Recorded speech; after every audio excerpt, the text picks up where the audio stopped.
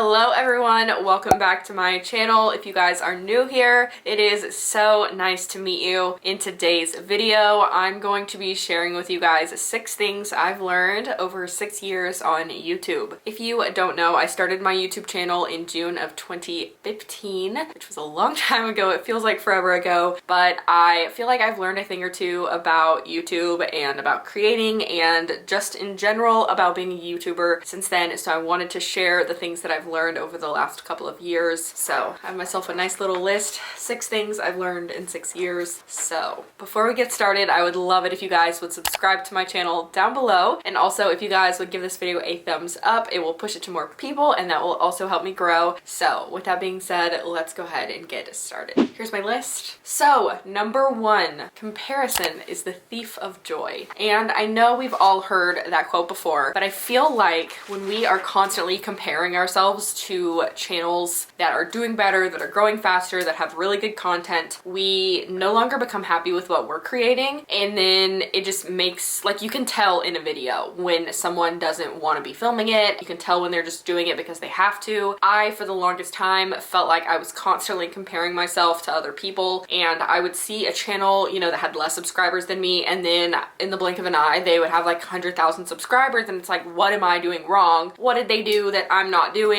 Even though your channels are very similar. And I feel like it kind of just takes that joy away from you. My biggest piece of advice when that happens is to just unsubscribe from them. If you're subscribed to someone who is causing you so much anguish inside and you are just like comparing yourself to them constantly, then just unsubscribe from their channel. Like, it's gonna be so much healthier for you, and it's not out of malice or hate. Like, you want to be happy for them, but you just can't because you're so jealous of them, because you want what they have, you want the success that they're having, and then you think that you're a failure and you're not doing as well. So just unsubscribe from them. That's what I did. There was someone that I was following that I had way more subscribers than she did, and then suddenly she just took off and now she has like so many, and I don't even know how many she has now. When she got to a certain point, I was like, you know what, watching your videos is just making me really jealous. I want to be happy for you, but I just find myself comparing myself to you so much that I just need to unsubscribe from your channel because it's just unhealthy for me, and it really does take the joy out of creating a video, of making a YouTube channel. And so if you find yourself comparing yourself so much to someone, then you really just need to take a step back, look at why am I doing this, and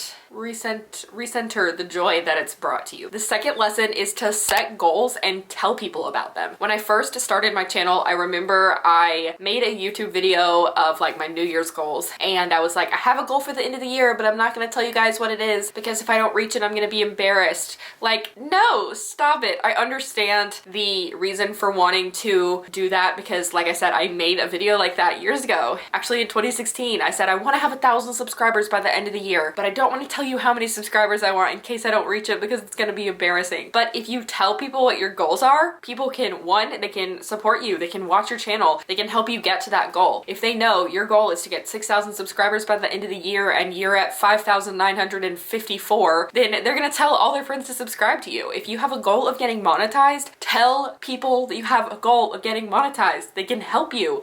I know for me, I told people that I had a goal of getting monetized and I didn't have a time frame that I wanted to have it in, but when I told people, people started watching my videos. I made a playlist of all my videos and people would just play it in the background and helped me get my watch time. And I am so thankful that I told people what my goals were because otherwise they wouldn't have been able to help me. And also because when you tell people, it just holds you accountable. It kind of makes you work harder towards it. And I feel like it's just been so eye-opening to tell people what my goals are because it just helps me to be more accountable. So definitely tell people what your goals are. My next one is probably the most annoying thing that anyone could ever hear from me, but it is that consistency is key. And I know you've heard it time and time and time again, especially if you're trying to grow your own channel, to be consistent. You're like, well, I am consistent and my channel still isn't growing. But okay, listen, I noticed the biggest growth in my channel when I started posting consistently on the same day every single week. I started at the end of 2019 posting 3 times a week, and then I did that all the way through until almost the end of 2020, like October 2020, and then life just got really busy and I wasn't able to commit to 3 videos, so I went down to 2, and then whenever I went back to 3 videos, I literally got, like, I've grown so much since then, and I don't know what it is. is. Maybe I'm making better content. I don't know, but the consistency has been so good for me. It's been good for my channel. It's helped me to grow a lot. It's helped me grow a lot of my confidence, and it's helped me to produce more content because I'm excited about making it. My next piece of advice is probably actually the most important one that I have to tell you, and it is to engage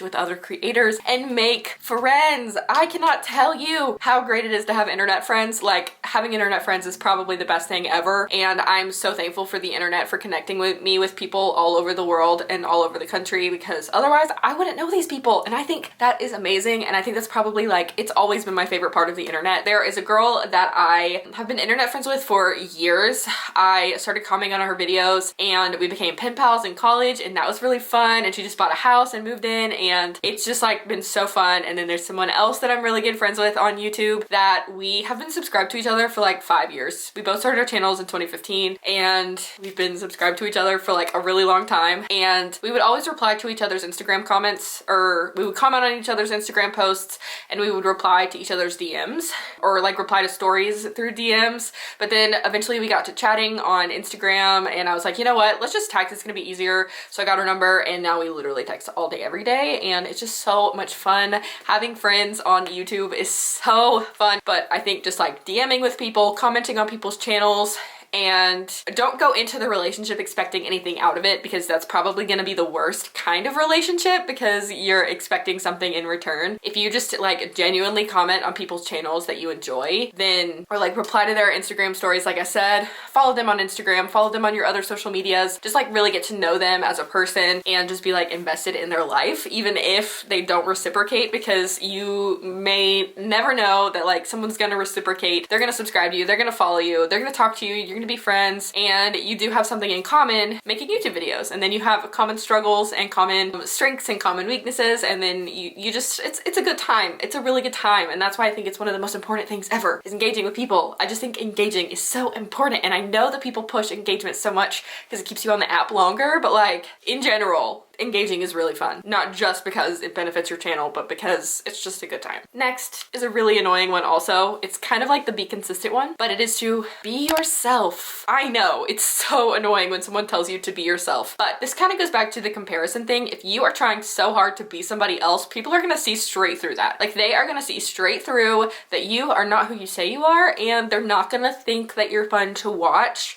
You're not gonna be relatable, you're not gonna be authentic, and people are going to not like your videos or your content. Like, showing people who you are is so fun. I've really embraced my personality a lot in the last couple of years, and I definitely have YouTube to thank for that, because I used to be this shy, timid little girl who didn't want anybody to know anything weird about me, and I didn't want people to think I was weird, and now I want people to see like the weird quirks that make me who I am. It's a good time. Being yourself is so much more fun than being someone else. The last piece of advice I have for you is to make the content that you want to make. And I know that with YouTube, they're constantly telling you to niche down, pick a specific niche, just like specify your comments and all this fun stuff. And don't get me wrong, I do think it's important to have like similar videos, like similar concepts. What I'm saying is make the content that you want to make, because at the end of the day, if you're not happy with your content, then it's going to show in your videos. Just like I said, being yourself and comparing yourself, I think that if you're not happy with the content that you're making, then you're not going to be happy in the video, and it's going to show, and people aren't going to like that. I realize that like we make videos for ourselves, but we're also making them for other people to watch. But like I said, it's not just for other people, you're also making them for yourself. So make sure that you like the content you're making, and make the kind of content that you like to watch, because obviously if you like to watch it, then you know there's an audience for it, because you are that audience. And there are other people who are going to be just like you that like to watch unboxing videos, makeup tutorials, nail hauls, productive vlogs, whatever the case is. People are going to watch the videos that you make because there is a market for it. And yes, I do think that there needs to be some sort of balance of stuff that's like gonna get you found, get you searchable, that kind of thing.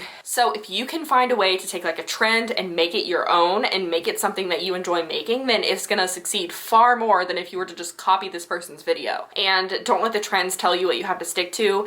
I made a book video at the beginning of 2020 and it absolutely flopped, okay? It did not do well at all. And then at the beginning of this year, I made another book video, fully expecting it to flop, but I love book videos and I know that there's a market for it. It just wasn't within my subscriber base at that point. But the more book videos I've made, the more views they get because I am getting book people into my videos, if that makes sense. Because it's the content that I liked, I'm getting the audience for those videos and now they're watching my videos. So if you just make the content that you want, the right people will come, I promise. Just know that if you love it, stick to it. The money doesn't matter. It does a little bit when your livelihood depends on it, but if you don't think about it for why you're doing it, just think about why you're doing it, okay? Just think about your why. Why are you making videos? What's your goal here? And then the right people will come to you, I promise. So those are all of the things I've learned in the last 6 years. I've learned a lot more things than that, but I wanted it to be like 6 and 6. Also, I could give like a lot more thoughts on those. But that is all I have for today's video. If you guys enjoyed it or found it helpful, please give this video a thumbs up. Don't forget to subscribe to my channel down below and I will see you guys in the next video. Bye!